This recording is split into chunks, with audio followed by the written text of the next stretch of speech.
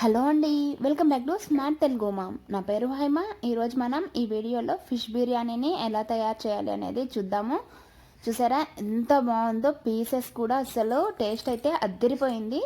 దీన్ని ఎలా తయారు చేయాలి అనేది ఇప్పుడు మనం ఈ వీడియోలో చూద్దాం. ఒక 350 గ్రామ్స్ పీసెస్ అన్నిటిని తీసుకునేసి అందులో టేస్ట్కి సరిపడా సాల్ట్, ఒక పావు టేబుల్ స్పూన్ వరకు పసుపు, ఒక హాఫ్ టేబుల్ స్పూన్ కారం, అలాగే ఒక టేబుల్ స్పూన్ వరకు అల్లం వెల్లుల్లి పేస్ట్. ఇవి అన్నీ కూడా కావాలంటే మీరు గరం మసాలా వేసుకోవచ్చు. వేసుకునేసి దీన్ని చక్కగా కలుపుకునేసి ఒక 15 నిమిషాలు పక్కన పెట్టుకున్న తర్వాత వీటిని మనం ఫ్రై చేసుకోవాలి. నేను కొద్దిగా ఆయిల్ తీసుకున్నాను, చేప నూనె ఎక్కువ వాడడం కాబట్టి. సో వీటిలో కాగిన తర్వాత ఇందులో ఒక 3 పీసెస్, ఎక్కువ పీసెస్ వేయొద్దు, గరిటతో కలిపేటప్పుడు పోతాయి అన్నమాట. డెలికేట్గా మనం డీల్ చేయాలి. సో ఇలా చక్కగా వీటిని జాగ్రత్తగా తీసేసుకోవాలి, విరిగిపోకుండా. సో ఇలా అన్నింటినీ కూడా రెండు పక్కల చక్కగా కాలేలాగా మనం అన్నీ నీట్గా కాల్చుకునేసి పక్కన పెట్టుకుందాము. మిగతా పీసెస్ని కూడా ఇలాగే ఫ్రై చేసేసుకుందాం. ఇలా అన్నీ కూడా చేసుకొని పక్కన పెట్టుకోవాలి.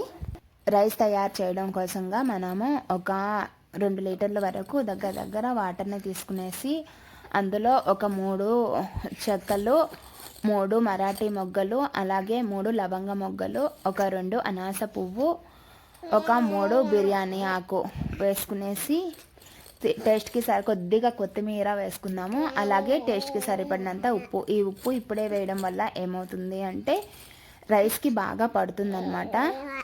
ఇప్పుడు మనము ఇందులో రైస్ వేసేసి ఇది ఉడికేలోపు 70% కుక్ అయ్యేలోపు మనము గ్రేవీని ప్రిపేర్ చేసుకుందాము. ఫిష్ బిర్యానీకి ఒకసారి కలిపి వదిలేయండి.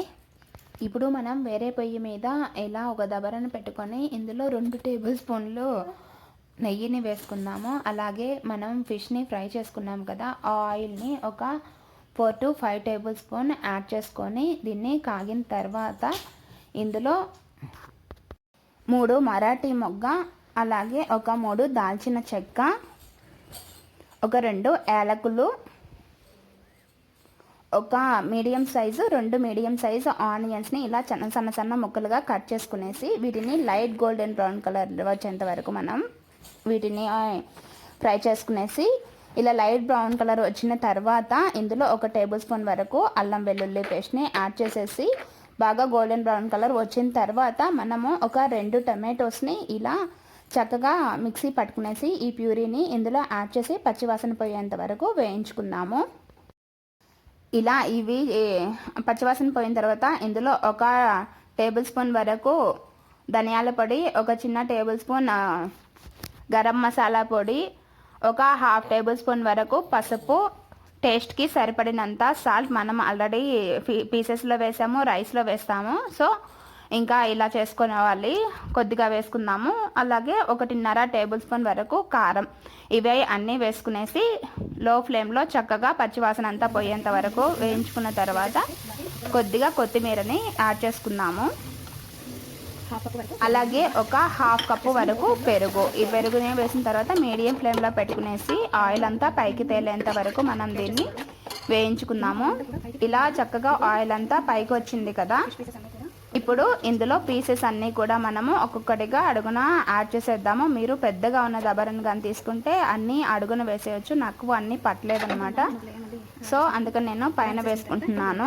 ప్రాసెస్ అంతా జరిగేలోపు రైస్ కూడా 70% ఆల్మోస్ట్ కుక్ అయిపోయింది. దీన్ని ఒకసారి పలుకుని కానీ పట్టుకొని చూస్తే ఇలా ఉంటుందన్నమాట. సో ఇలా 70 to 75% వరకు కుక్ అయిన తర్వాత దీన్ని మనము అంతా కూడా ఇలా చేపల మీద మొత్తం స్ప్రెడ్ చేసేసుకోవాలి. వాటర్ అంటూ ఏమి లేకుండా వేయండి. ఇలా చక్కగా మనం అంతా కూడా ఒక గిన్నెలోకి తీసుకునేసి దాని మీద లేయర్స్గా వేసేద్దాము.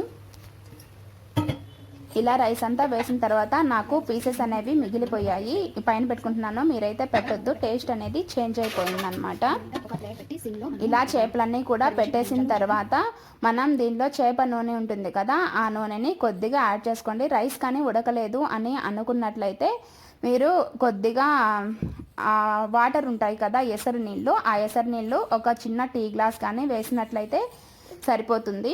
ఇలా చేప నూనె అంతా వేసిన తర్వాత 15 నిమిషాలు దీన్ని మనము మీడియం ఫ్లేమ్లో బాయిల్ చేసుకున్న తర్వాత దింపేసుకొని చెక్ చేసుకుందాము.